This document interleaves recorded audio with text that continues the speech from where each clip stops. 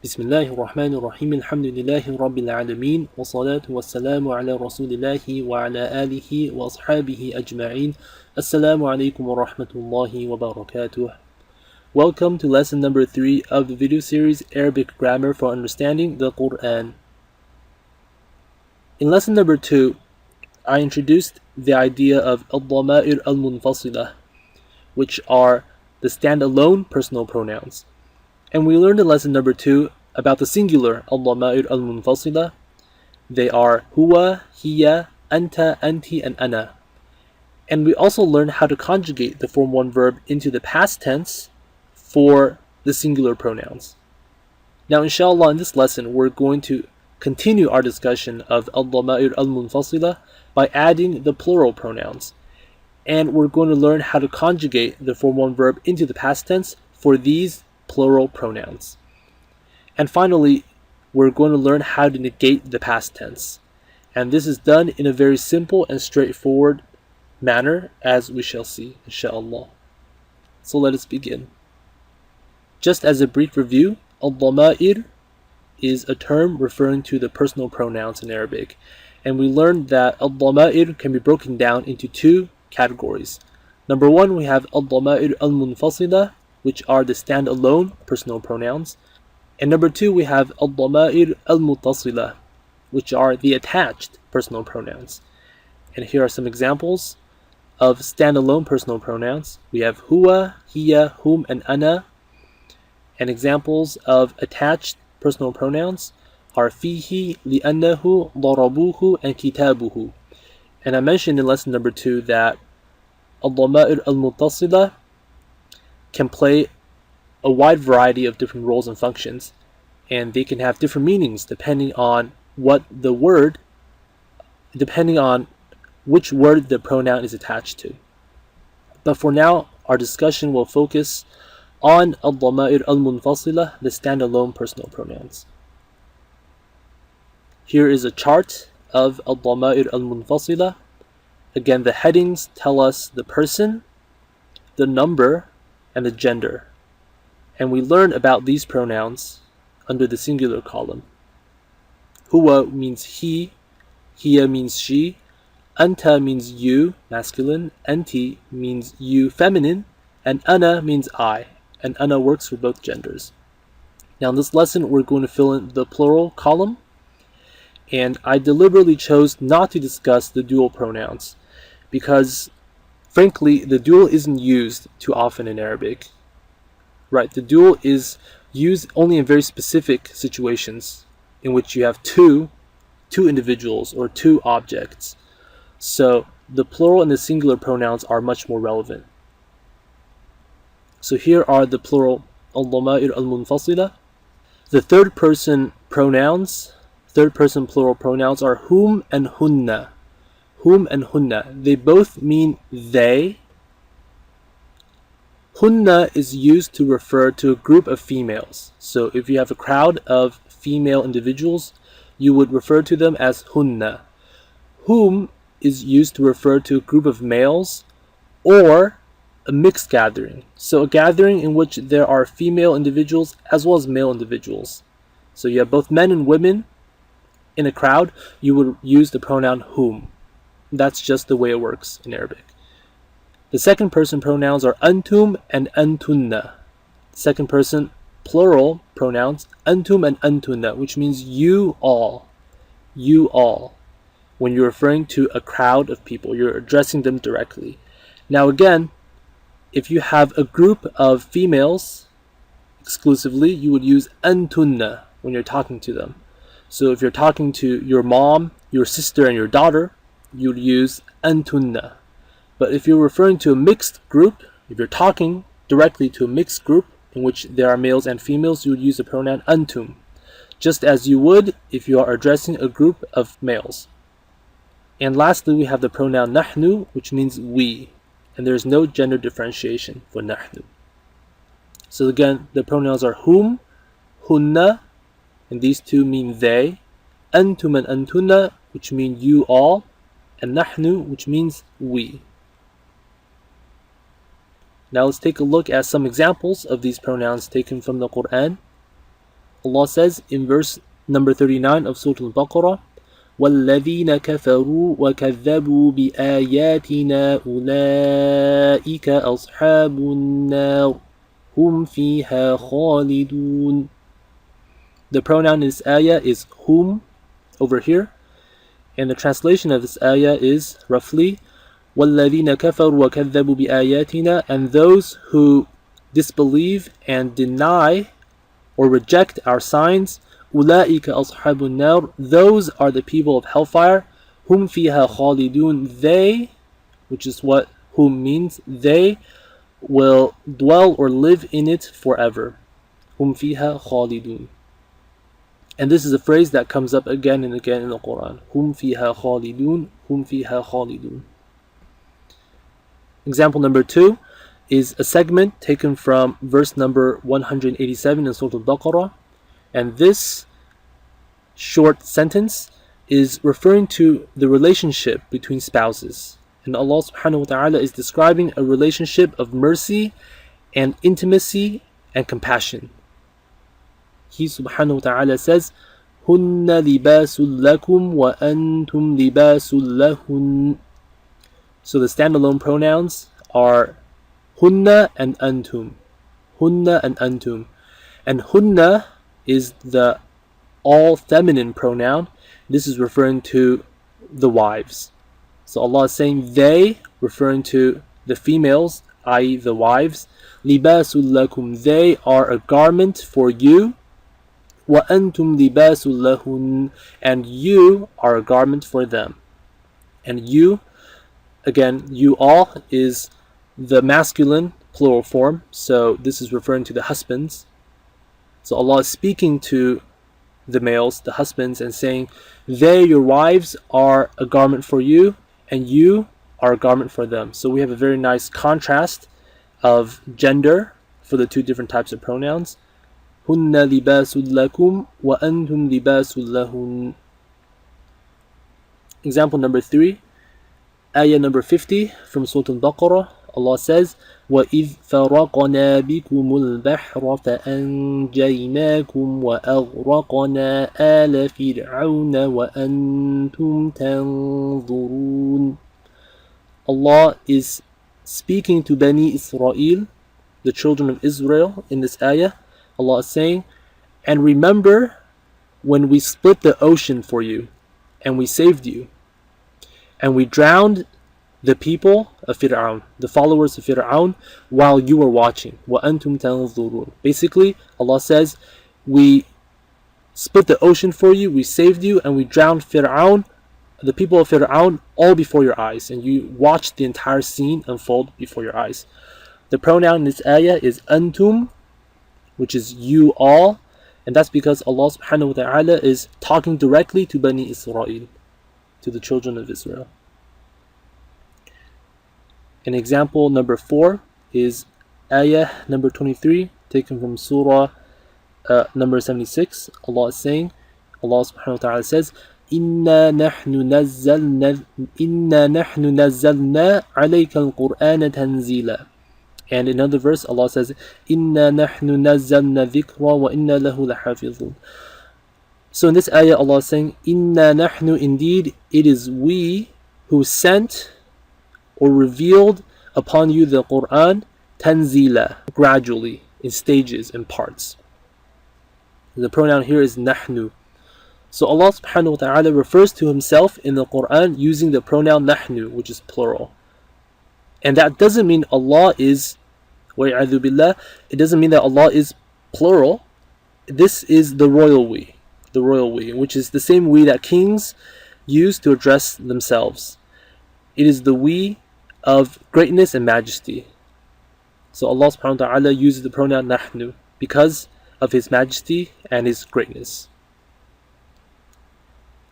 Now in section number 2, we're going to learn how to conjugate the form 1 verb into the past tense for the plural pronouns that we just learned. In lesson number 2, we learned how to conjugate for the singular pronouns. Huwa, hiya, anta, anti, and ana. And in this slide, I'm going to quickly review these conjugation patterns. So we learned that the form 1 verb can be of 3 different types. We can have fa'ala, or fa'ula or fa'ila. And there are verbs that follow the pattern fa'ala, like ذهب. There are verbs that follow the pattern fa'ula, like kabura or صغر. And there are verbs that follow the pattern fa'ila, like shahida. And each of these can be called a form 1 verb because the form 1 verb allows variation on the harakah for the middle root letter. So how is hiya conjugated? We add a t to the end, a ta sakina. So we have hiya fa'alat, hiya fa'ulat, and hiya fa'ilat. For anta, we add a ta to the end, anta fa'alta, anta fa'ulta, and anta fa'ilta. For anti, we add a t to the end, anti fa'alti, anti fa'ulti, and anti fa'ilti. And lastly, for ana, we add a tu to the end, ana fa'altu, ana fa'ultu, and ana fa'iltu. So the past tense conjugation changes occur on the end of the verb. So we look at the end of the verb. Now we're going to learn the conjugation patterns for the plural pronouns. And they are hum, hunna, antum, antunna, and nahnu. And we're going to focus on one pronoun at a time and conjugate across the row for all 3 variations of the form 1 verb. And as we focus on each pronoun, I'm going to conceal the other 4 just so that our chart doesn't get too cluttered and messy. So let's begin with whom, which means they. So for fa'ala, the whom conjugation is fa'alu, fa'alu. Notice how we added a dhamma onto the end, onto the last root letter, and then we added a waw sakina. So we elongate the oo sound, fa'alu, and then we add an alif to the end.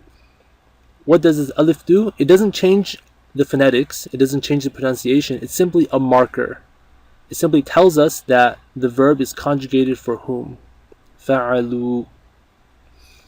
For fa'ula, we have the same change. We have fa'ulu, a dhamma on the last root letter, followed by a waw sakina for an elongation. And then for fa'ila, again, same change, fa'ilu. So we have hum fa'alu, hum fa'ulu, or hum fa'ilu. Now on to hunna, which means they, referring to a group of females. We have fa'alna, fa'alna. So notice how we put a sukoon on top of the lam, on top of the last root letter, and then we added a noon to the end. Hunna fa'alna. And this noon matches the noon in hunna. Hunna fa'alna. For the verb fa'ula, we have hunna fa'ulna. And for fa'ila, we have hunna fa'ilna. Antum, which means you all. For fa'ala, we have fa'altum. Antum fa'altum. So we're adding a tum to the end of the verb, and this tum matches the tum in the pronoun. So there is a direct relationship. It mirrors the pronoun. Antum fa'altum.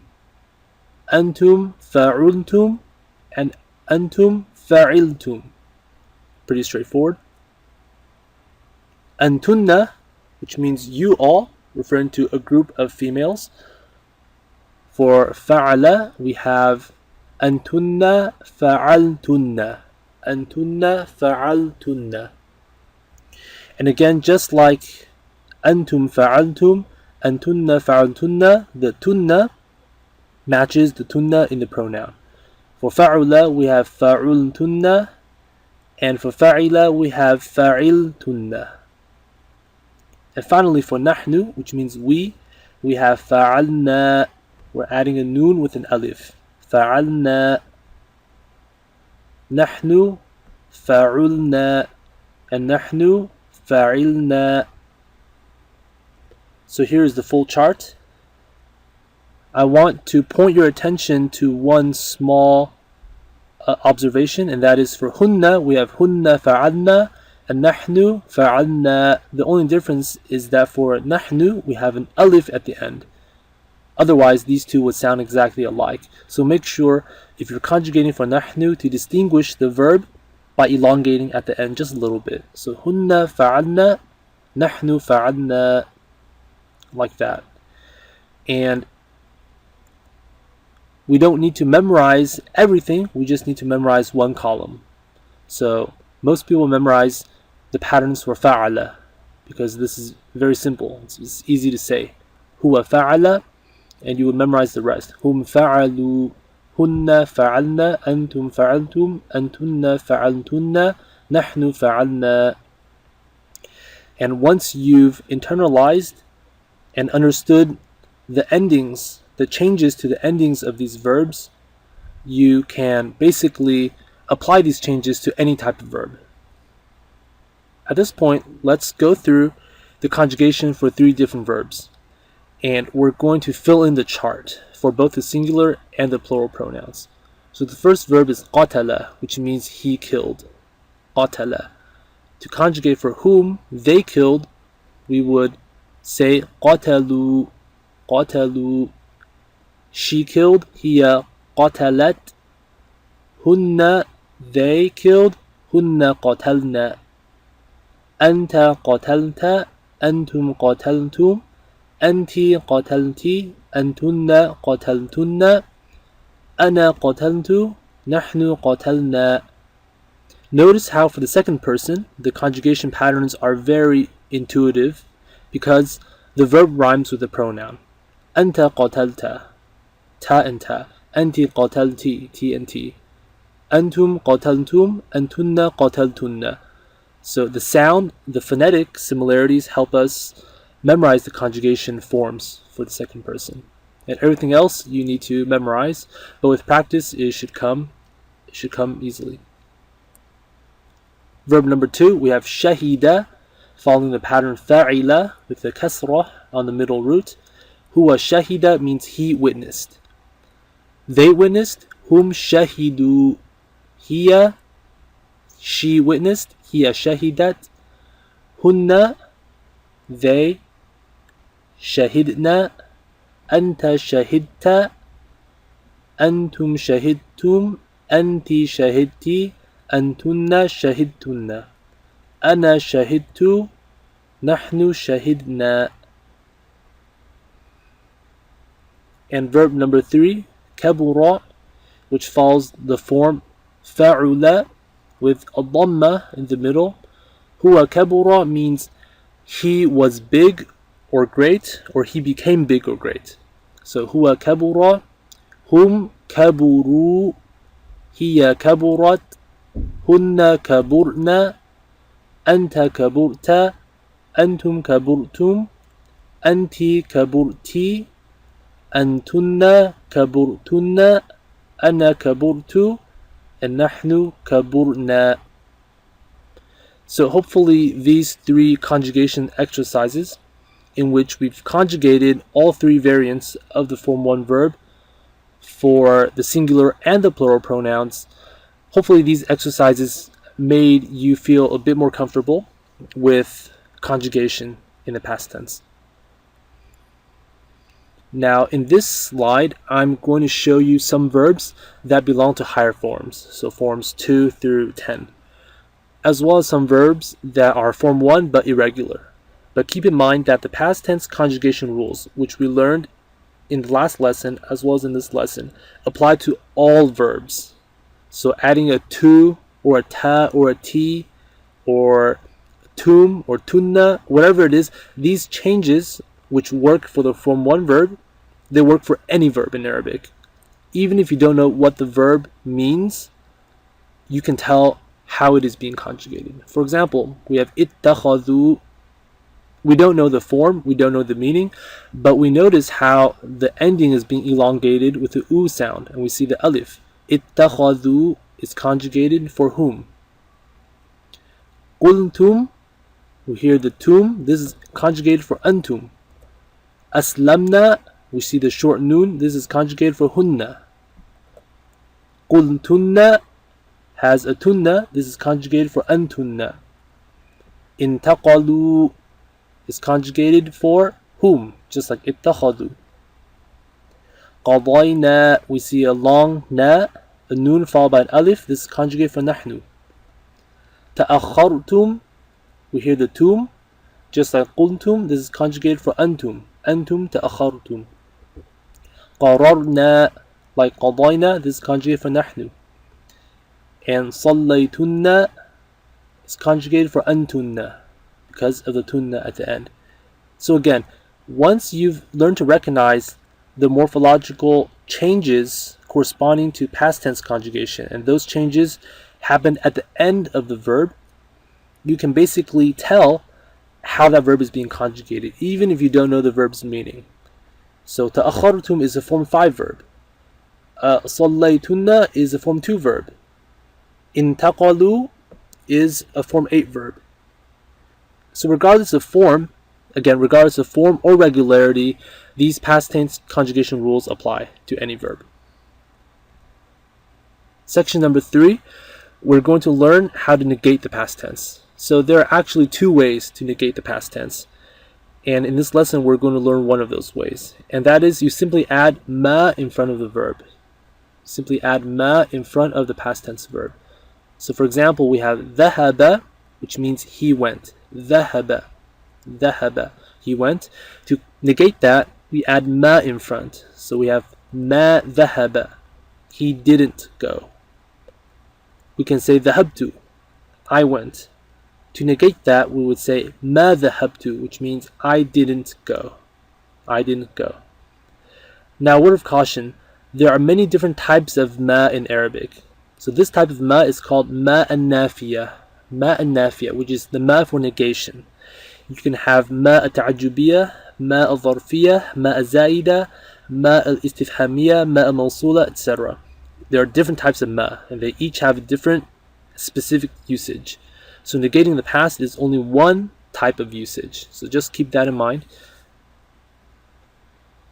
So now we're going to take a look at some examples of conjugated verbs from the Quran. And these are verbs conjugated for the plural pronouns. Example number 1, and we saw this a few slides ago.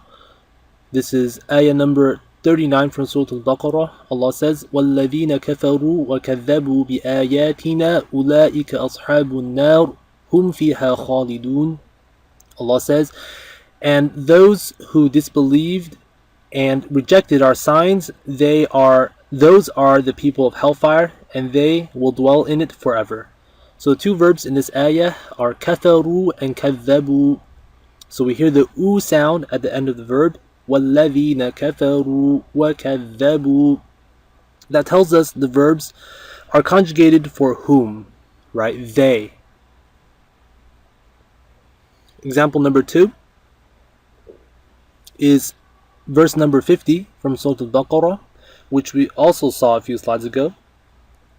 And this verse, Allah is saying, to Bani Israel, وَإِذْ فَرَقْنَا بِكُمُ الْبَحْرَ فَأَنْجَيْنَاكُمْ وَأَغْرَقْنَا آلَ فِرْعَوْنَ وَأَنْتُمْ تَنْظُرُونَ. So the verbs in this ayah are فَرَقْنَا, أَنْجَيْنَا, and أَغْرَقْنَا. And these verbs are conjugated for nahnu, for we, because we have the na, the long na, the noon followed by an alif at the end of each of these verbs, because Allah subhanahu wa ta'ala is speaking and He's referring to Himself, which is why these verbs are conjugated for the royal we. وَإِذْ فَرَقْنَا, and remember when we split the ocean for you, and we saved you, and we drowned the followers of Fir'aun while you were watching. So the verb in the middle is فَأَنْجَيْنَاكُمْ. Oops. Let's take a closer look here. We have a fa in the front, and then we have a kum at the end. So don't worry about these attachments. Fa is simply like a conjunction, and kum is an attached pronoun. In this case, it's an objective pronoun. So we're going to learn about this in the future. But in the middle, we have anjayna, which is a verb, and it's conjugated for nahnu. Example number 3 is taken from ayah number 32 from Surah Al-Ahzab, Surah number 33. Allah says, يَا نِسَاءَ النَّبِيِّ لَسْتُنَّ كَأَحَدٍ مِّنَ النِّسَاءِ. Allah subhanahu wa ta'ala is addressing the wives of the Prophet sallallahu alaihi wasallam. Allah says, O women of the Prophet, or O wives of the Prophet, لَسْتُنَّ كَأَحَدٍ مِنَ النِّسَاءِ, you are not like anyone from other women. Meaning you are special. You are not just any ordinary women. And the verb here is لَسْتُنَّ. لَسْتُنَّ, we have tunna at the end, so we know this is conjugated for antunna, you all, referring to a group of women, because Allah subhanahu wa ta'ala is addressing the wives of the Prophet sallallahu alaihi wasallam. And this is a very special verb, because the verb is actually laysa, huwa laysa, and its conjugation is a bit irregular, and the verb means not. So this is saying, O wives of the Prophet, you are not like any of the other women. So the conjugation is for the past tense, but the meaning is for the present tense. And that's basically how the verb laysa works. Example number 4, ayah number 28, taken from surah number 69. ما أغنى عني مالية ما أغنى عني مالية. So this is an example of negating the past, a negation. We have ma in front of a past tense verb, أغنى, and this is basically saying the people who on the day of judgment will receive their book in their left hands will say, our wealth didn't help us, our money didn't help or assist us in any way. ما أغنى عني مالية. An example number 5 is verse number 50 from Surah An-Naml, Surah number 27. Allah says, وَمَكَرُوا مَكْرًا وَمَكَرْنَا مَكْرًا وَهُمْ لَا يَشْعُرُونَ. The translation is, and they plotted a plot, and we plotted a plot, and they didn't perceive it, or they didn't realize. This is a very nice verse, because we have the repetition of makara. We have very nice contrast. وَمَكَرُوا مَكْرًا وَمَكَرْنَا مَكْرًا وَهُمْ لَا يَشْعُرُونَ. And we know the meaning because makaru is conjugated for whom, and they plotted. وَمَكَرْنَا, and we plotted. Allah subhanahu wa ta'ala is referring to himself, and we plotted a plot while they didn't perceive it. So they didn't even know it, and we were plotting a plot. Now here is a slightly longer example. Verse number 57 from Surah Al-Baqarah. Allah says, وَظَلَّلْنَا عَلَيْكُمُ الْغَمَامَ وَأَنزَلْنَا عَلَيْكُمُ الْمَنَّ وَالسَّلْوَى كُلُوا مِن طَيِّبَاتِ مَا رَزَقْنَاكُمْ وَمَا ظَلَمُونَا وَلَكِن كَانُوا أَنفُسَهُمْ يَظْلِمُونَ. Allah is talking to Bani Israel, again to the children of Israel in this ayah. Allah says, وَظَلَّلْنَا عَلَيْكُمُ الْغَمَامَ, and we made the cloud a shadow over you. So we shadowed you with a cloud. وَأَنزَلْنَا عَلَيْكُمُ الْمَنَّ وَالسَّلْوَى, and we sent upon you, or we sent to you, manna, which is a special type of food, and as-salwa, which is quail meat, quails. كُلُوا مِن طَيِّبَاتِ مَا رَزَقْنَاكُمْ, eat from the good and lawful things which we provided you. وَمَا ظَلَمُونَا وَلَكِن كَانُوا أَنفُسَهُمْ يَظْلِمُونَ, and they did not wrong us, but rather they wronged themselves. So let's take a look at the verbs in this ayah, at least the verbs that we've learned how to conjugate. We have ظَلَّلْنَا, which is conjugated for نحن, because Allah is speaking, He is referring to Himself, saying, we made the cloud, al-ghamama, a shadow or a cover over you. وَظَلَّلْنَا عَلَيْكُمُ الْغَمَامَ وَأَنزَلْنَا, and we sent, this is conjugated for نحن again, we sent to you manna wa salwa. And then we have رَزَقْنَاكُمْ, again conjugated for نحن. We see the na at the end of these verbs. Eat from the good and lawful things which we provided you. And then we have ma an-nafiya, the ma for negation over here. وَمَا ظَلَمُونَا, and they didn't wrong us. So here is a past tense verb. ظَلَمُوا, Now notice how the na here is not really the same na as the na in these three verbs. It's true that this na is a pronoun, but it's actually acting as an objective pronoun. It's a direct object. So ظَلَمُونَ, they wronged us.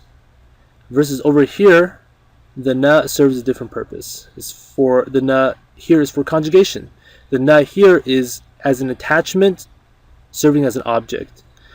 But the verb is actually ظَلَمُوا, which means they did the act of ظَلَمَ, they oppressed. And the ma in front negates that. So they didn't oppress us. وَلَكِنْ كَانُوا أَنفُسَهُمْ يَظْلِمُونَ. Now the ma here is not for negation. So this is an example of a ma. It's called ma al-mawsula.